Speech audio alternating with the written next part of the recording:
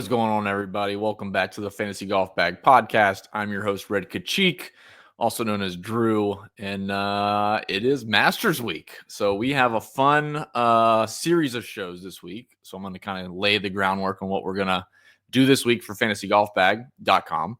Obviously, with all the tools that we have available, this week will be the unveiling of like the first gen of our FGB sims. It should be able to it's going to be a DFS perspective. I'm trying to get the betting sims up.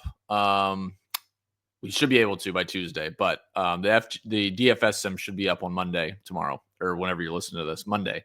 But yeah, so I'm going to do a couple different videos this week for the Masters, just because it's a smaller field. It's obviously a major, a lot of milli makers, which the Fantasy Golf Bag members have had some success at over the years with some, first places and some second places and some, moderate top 15s, which is always good. So this is what we want to do this week. So this show will be strictly the Augusta National Course Preview. So we're going to look at our course preview data, which is probably the most in-depth you'll see anywhere in the industry as far as breaking down Augusta National. And I have some tidbits looking back at some of the prior years and how different the course played throughout those years. So we'll talk about that. So to be strictly diving into this, so it'll probably be a 30-minute show just talking about Augusta National, importance of lead-in stats, importance of, focusing on stats at the golf course, etc. What we want to do for the remainder of the week, this is kind of how I drew it up. I don't know. Might change a little bit of the buckets depending on how long some of these shows take, but this is what I want to do. So obviously a typical podcast, we're going to, break down the golf course and talk through kind of just the top plays that pop in each of the ranges. And that's totally fine. I think what I want to do for Fantasy Golf Bag members this week, obviously this podcast will be available to the public, free members, non-members, whatever. Obviously always happy to have listeners. But what I want to do, I think, is just break down each golfer in each tier. Some will be easier and quicker than others. Obviously, I'm not going to spend much time on Fred Couples, and most of the live guys will just be looking at recent form and course history a little bit. But I do think there's going to be some benefit. This is how I would do it. Like if I was a subscriber to Fantasy Golf Bag and I said, what would be my wish list?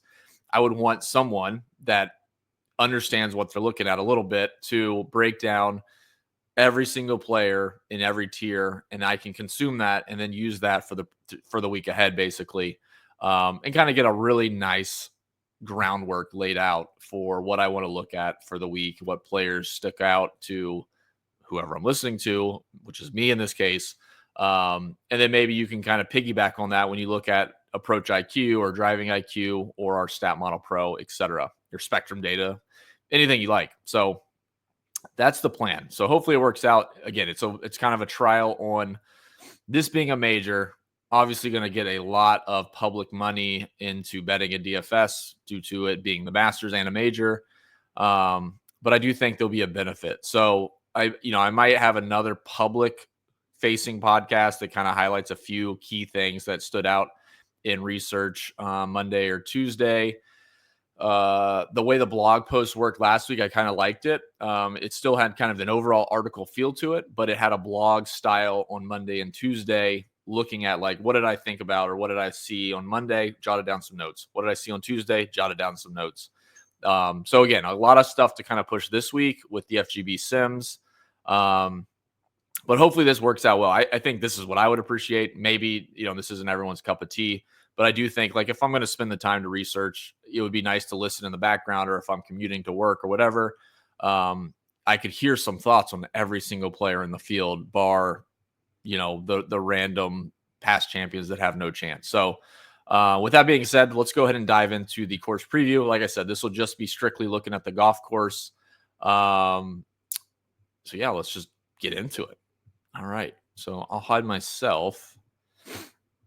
Let's talk about it. So yeah, so like we have some really good data for Augusta to talk through. We'll look through all the driving buckets, the approach buckets, everything you can imagine, and give you a really nice lay of the land for what Augusta National holds. Again, we see it every year, but I think sometimes the data, just like every golf course, like we see driving distance numbers, driving accuracy, green regulation, and like you could have the same number across a dozen courses, and those courses are still very different. So our goal is to talk through it. So Augusta National Golf Club, the last 5 winners, we got Scotty Scheffler, John Rahm, Scotty Scheffler, Hideki, and DJ, both in 21.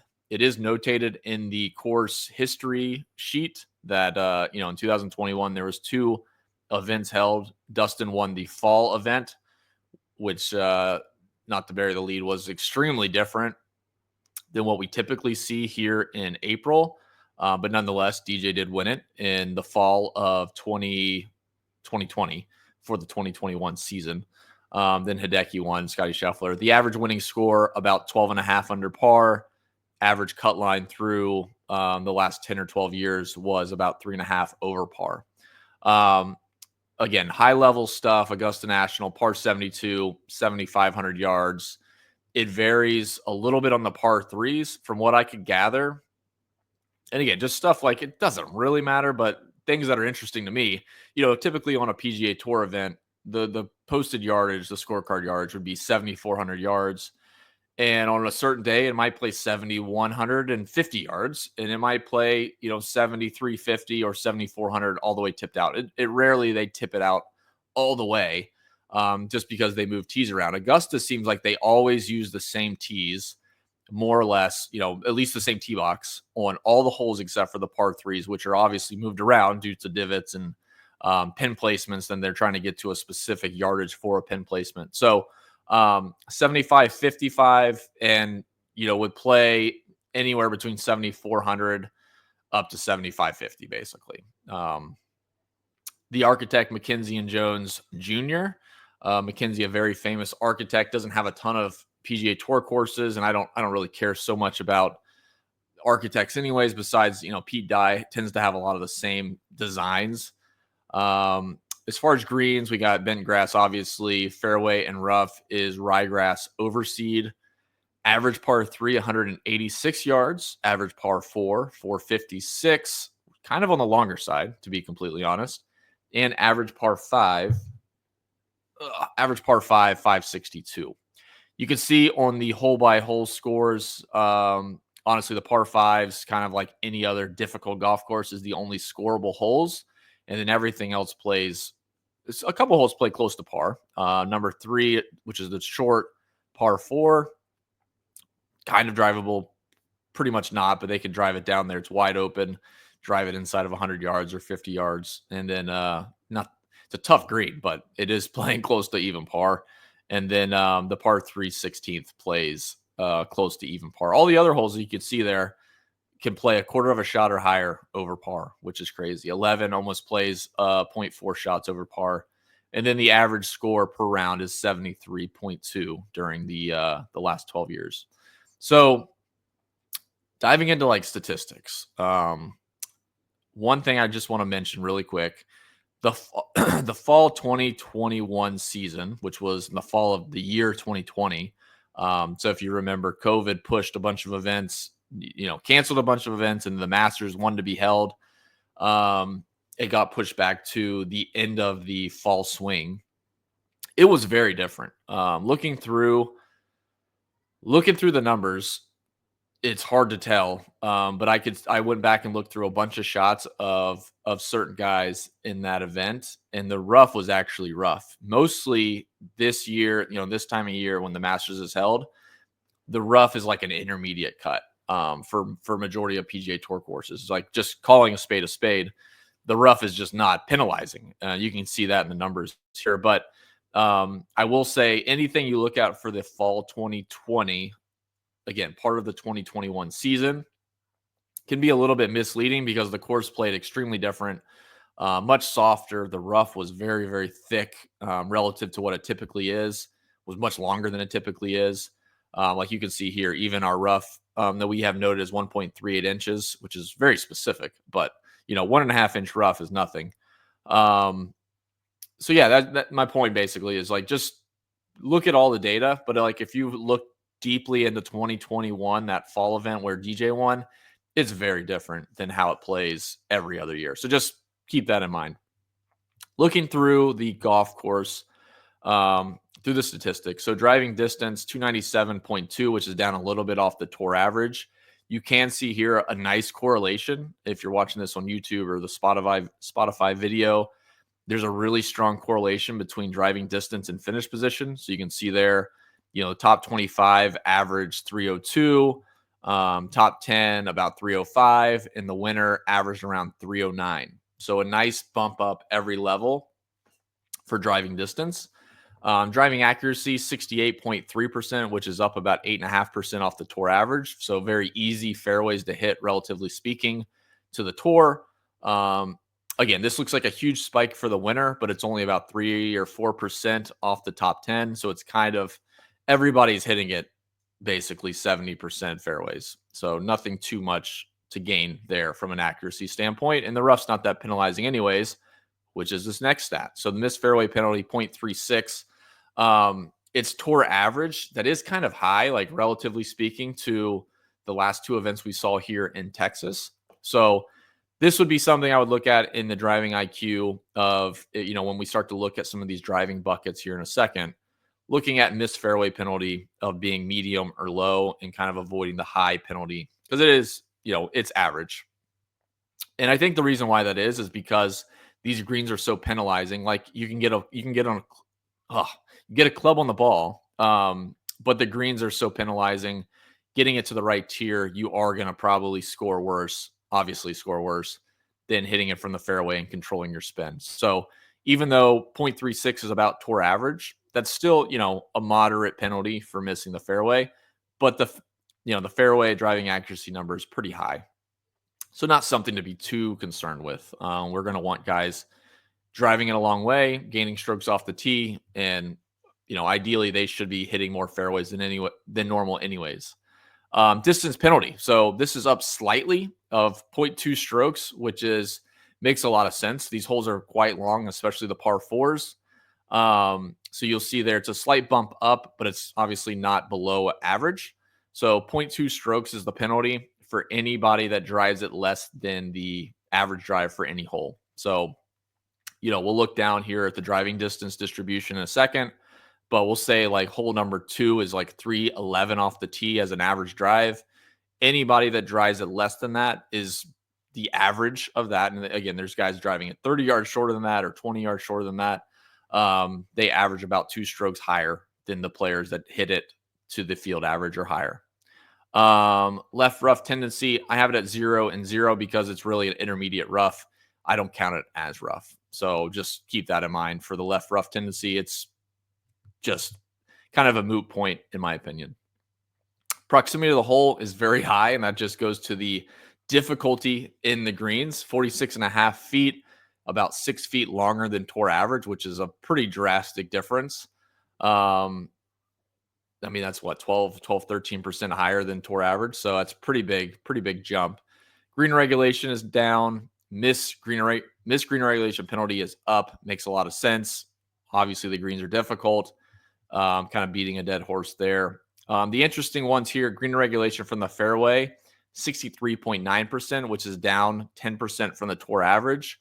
That's a very interesting stat. I think that's going to lead to some very strong leans, at least for me, for long iron green regulation rates, long iron proximity, which I don't typically look at. I usually just look at strokes gained approach with those like mid and long irons. But the green regulation from the fairway being that low is kind of eye-opening to me and something I want to look at this week for sure. Green regulation from the rough at 33%, also down 10% from the tour average. So just keep that in mind. And then scrambling down, bogey or better down, bogey or worse up. Typical stuff for a difficult golf course. Nothing really to note on that. And I've talked about this in the past. Like birdie or better rate, bogey or worse rate. It's so dependent on the course and the field that played. I don't usually look at it. I think you can get lost in those numbers quite a bit. Like there are guys that tend to be better in birdie fests, but it's also relative to the field. Like you get all the strongest players to play the Amex. Now all of a sudden, Tom Hoagie playing the Amex, his birdie or better rate really isn't that much better than the field when he's playing against better players. So it's so dependent on the field. So just be cautious of that. We do include it, but I personally don't like to use it. I would rather just look at strokes gained total and just trying to compare players, event over event. All right. So down into the course comparisons, the things that kind of stand out. So let's talk about the course stats. This is players that made the cut, players that finished in the top 25, and players that finished in the top 10. So it's a pretty even spread, to be completely honest, in every category, which is nice to see. So basically, what this radar chart is showing us is that in every bucket, top 25, top 10, and the guys that made the cut, if you gain, to finish a level up, and, in the next tier up, you're going to have to gain a little bit more off the tee. You're going to have to gain a little bit more on approach, a little bit more around the greens, and a little bit more putting. Like, there's no one stat that stands out, which I think just makes it fantastic. I think that's probably an underappreciated facet of Augusta National, and something I definitely underappreciated. You think about putting, you think about approach, but this really kind of, bears it out, where every single statistic is beneficial for moving up in finish position, which is really nice to see. If we include the winner, it's even more drastic off the tee and approach. Around the green, moderately improved, and that's about it. Hopefully that helps. I mean, again, the inner tournament stats I don't do much with, but it is nice to see. Again, I'll just go back to this chart here. I mean, when you see a golf course and every single category is beneficial to gaining, moving up the leaderboard, that really is nice for guys that are good in those categories leading in. I mean, that's the simplest way to put it. When you start looking at a golf course where, like, off the tee is hard to gain, now all of a sudden we're thinking about, we still want to look at lead-in stats, but now it gets a little bit muddy on how much value that actually adds. So just kind of keep that in mind. This golf course, basically you could sum it up. Augusta National rewards every single aspect of your game, which is nice. All right, driving distance distribution. So this stat this chart came up a couple weeks ago, which has been great for the Florida swing. And the last couple of events have been basically one or two buckets. Augusta National is a mix, the most mix I've seen, at least. So 250 to 270 has one tee shot. The far end is 310 to 330. There's two tee shots, actually, which is very high. We can look at those specific holes. There's 5 tee shots from 270 to 290, kind of moderate, most likely going to be uphill tee shots. Again, we can look at those breakouts. And then 290 to 310, there are 6 tee shots. So the majority come from 270 to 310, but there are a few 310 to 330. There's one 250 to 270 I'm not too concerned with. But we already looked at the actual finish position for off the tee and driving distance and how it correlated with, a higher finish. So the 310 to 330, the two holes is hole 2, which is a par 5, and hole 9, which I thought was very interesting. Hole 9 is a par 4. It averaged 320, which is crazy. The 270 to 290, or I guess we'll just talk about 250 to 270, the short hole, that's hole 3. So guys are hitting less than driver on that hole. Some guys hit driver, totally fine. But 250 to 270, it averages 270 or 269.4 on hole 3. The others is 270 to 290 and 290 to 310. And that's every other hole. Hole 1, 13, 14, 17, 18. And then the front 9 plays extremely long with hole 5, 7, 8. And then on the back 9, 10, 11, and 15. So again, driving distance, definitely important. The distance distributions are are moderately spread out, but definitely important to be gaining in those buckets. All right. As far as approach distance distribution, we have a very wide spread. So 200 plus is about tour average at around 33.5%. 150 to 175 is way above tour average at about 26.5%. And then the rest are kind of moderate. They're under 20%. So it's not like a huge focus for me, at least. So 50 to 125 is, I can just tell you, 12%. 125 to 150 is 10%. 175 to 200 is 17%. So like if I was going to build out an approach IQ model, obviously you could do this and break out the exact percentages. It's totally fine. I think instead of doing 12% for 50 to 125 or 10% for 125 to 150, just give me a little bit more of a bump at 200 plus and 150 to 175. I think that's the way I would approach it. All right, let's go down into the past winners and lead-in stats. This is always interesting. We'll look at the time machine as well. So you can see here, this is all the winners back through 2015. So Jordan Spieth all the way through. So this would be hard to explain on audio, but I'll do my best. But while, if you're watching this on YouTube or on Spotify on this podcast, I'll just slowly scroll through these. But the gist of it for the audio listeners is all these players are gaining everywhere. I'll just keep going there.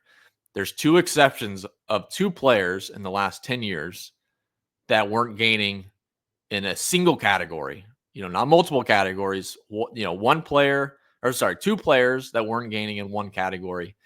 Those players are Hideki in 21. When he won, he was losing 0.8 strokes off the tee. That was it. 0.18 strokes off the tee. Pretty close to flat. The other player, Sergio, back in 2017, he was losing 0.61 strokes putting. Every other player was green, tee to green, off the tee, approach, around the green, putting. Green and regulation was up. Proximity was down off the tour average or off the field that they played against. Birdie or better was up. Bogey or worse was down. Like, amazing lead-in form. And like I said, we'll look at the time machine in a second to get a picture of the top 10s. But, this course, we talk a lot about course history at Augusta. And obviously, there's a lot to be said for course history because it's played here every year. We always see a lot of the same names pop up on the leaderboard. Not a surprise, but it is a smaller field. And there's something to be said, or at least something to be argued about, if a few guys out of 50 realistic, top 10 contenders really like the golf course and are always playing the best this time of year, sure, they're always going to finish in the top 10 or top 12. So the lead-in stat here is really revealing, though, that the winners have always come from gaining basically across the board, every single one of them. Off the tee for Hideki, putting for Sergio, pretty impressive. The average odds for the winner, this doesn't help because Rahm won at 10 to 1 and Scotty won last year at 4.5 to 1. But the average odds of 17 to 1 really kind of reveal that the favorites, Vegas prices this event really well, and the favorites do great. DraftKings average salary for the winner is $9,800. So there's really not a big chance for long shots. We have a few like Danny Willett's, the famous one that Pat Mayo hit and Jeff hit back in 2016. But that's it. I mean, honestly, you look through all these guys. I don't have the odds up for Reed in 2018, but like DJ was 8 to 1. Hideki was 47 to 1, which was very long. Scotty was 15 to 1 in 2022. Rahm was 10 to 1 in 2023. Scotty Scheffler 4.5 to 1 in 2024. Again, great lead-in form, good course history, good Vegas odds, kind of check the boxes down the line. They all kind of make a lot of sense for winning here. Going down into, we'll look at the time machine in just a second. Going down into the field history, we'll use this, we'll go through this in more detail when we talk through all the different salary ranges and like the detailed videos, but a lot of course history. And again, I'll argue both sides. Yes, course history does matter, but also the top players every year always tend to do well here because of the form that they brought to Augusta National. And maybe that goes hand in hand. They know what to expect at Augusta. They're also the best players in the world, playing the best at that time. And they have a lot of experience at Augusta. Just you look through top 10 finishes. We got the top guys. Rory was 7. Spieth was 6. Rahm with 5. Cameron Smith with 5. Dustin Johnson with 5. A bunch with 4 and 3. Like a bunch of top 10 finishes all in all. Honestly, there's probably guys that finish top 25 every year. Rory, Hideki, Spieth, Rose. A lot of good course history. So we'll talk about that in more detail when we go through the player by player the player-by-player shows. Outside of that, I don't think I had too much else on the golf course at a hole level or round level perspective. If you're a subscriber, you can go to the bottom of Course Preview Pro, and you can see the difference in the holes, driving distance for each hole, driving accuracy for each hole. But like I said, it's pretty straightforward. The driving buckets are all relatively close together. There's a few that are longer than average. Most are right around 290. So pretty simple from a driving perspective. Driving distance, we have those charts. Driving accuracy, we do have proximity, so you can kind of look at that and see which of these kind of trend down for a winner. Let's see if any specifically pop going down.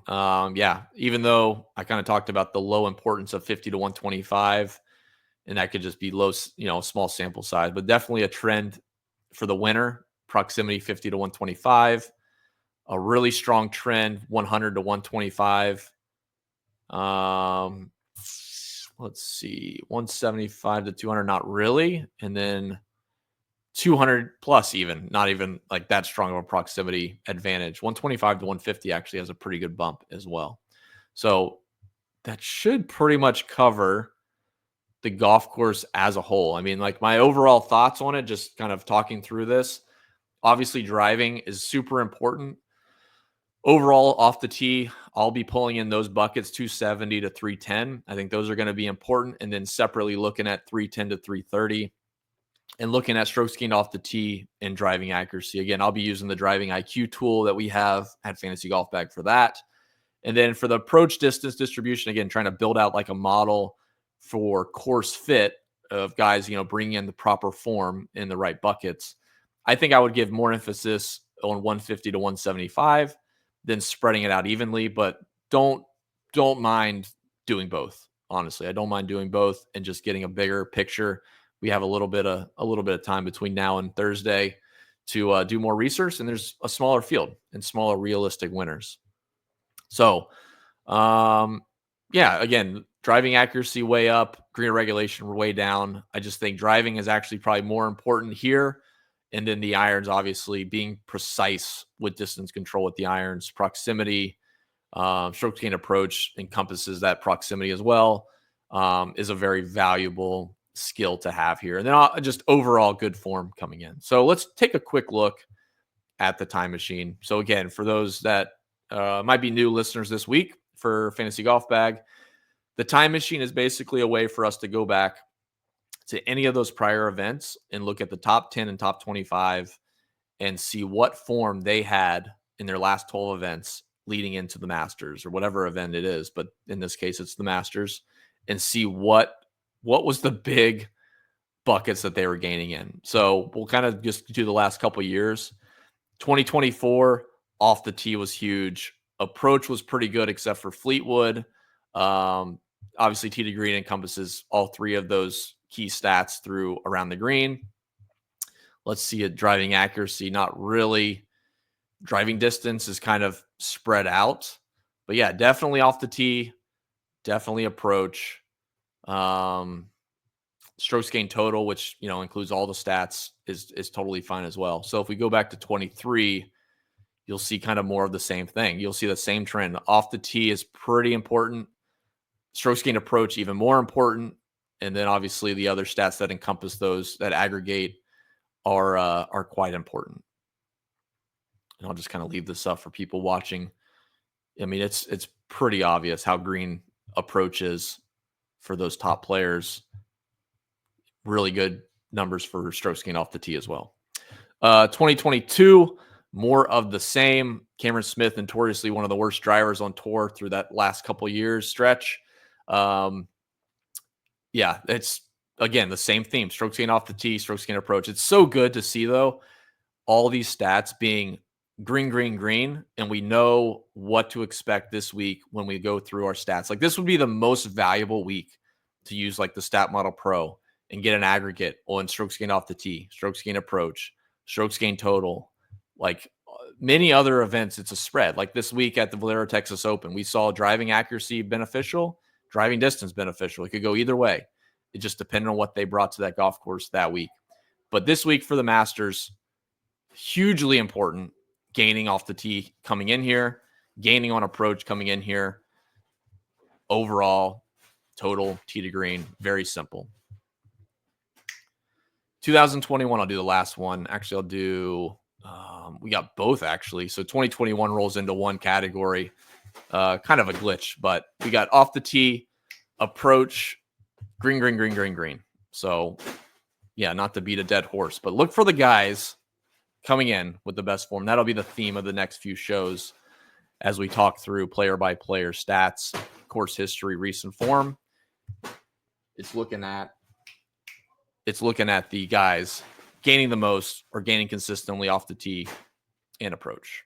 Pretty simple. I think this is probably why I got lucky with the Millie Maker, because it was one of the few events where you can actually use the statistics and they will bear itself out almost every single year. I'll just go ahead and go on record and say it does bear it out every year. So, yeah, I think that's pretty much it for the golf course. I would encourage you guys to check it out. There's a course preview that's free, and then the Course Preview Pro for premium members. We do have a promo this week for the Masters, so it's 50% off for monthly, weekly, and yearly. So I would encourage you guys to check that out. And like I said, across all the tools that we have, the IQ tools, Stat Model Pro, the Spectrum data, which is probably the most revolutionary statistic that's been developed since strokes gained. And then the FGB Sims are going to be published this week as well to help people with their lineups and figuring out which lineups are the best for the Millie Maker in different contest sizes. So a lot to be looking forward to this week. I'm excited. Thank you guys so much for listening. Please share, like, subscribe, whatever platform you're on, do the thing. And like I said, you can check out fantasygolfbag.com, sign up, a lot of tools to go through. Every single tool should have a course or a tool preview, basically like a tutorial on how to use the tool properly. So those will be included when we talk through player by player for sure. But hopefully this helps. Exciting week, obviously. A lot of Millie Makers, a lot of money to be won. Showdowns are going to probably be massive over the weekend. Appreciate you guys tuning in. I hope to see you in the FGB Discord. And you can sign up again at fantasygolfbag.com and save 50% this week only for the Masters promo. And that's it, guys. We'll see you later this week for the player-by-player streams for members only. Going to be a fun week. Going to be a good week. See you later.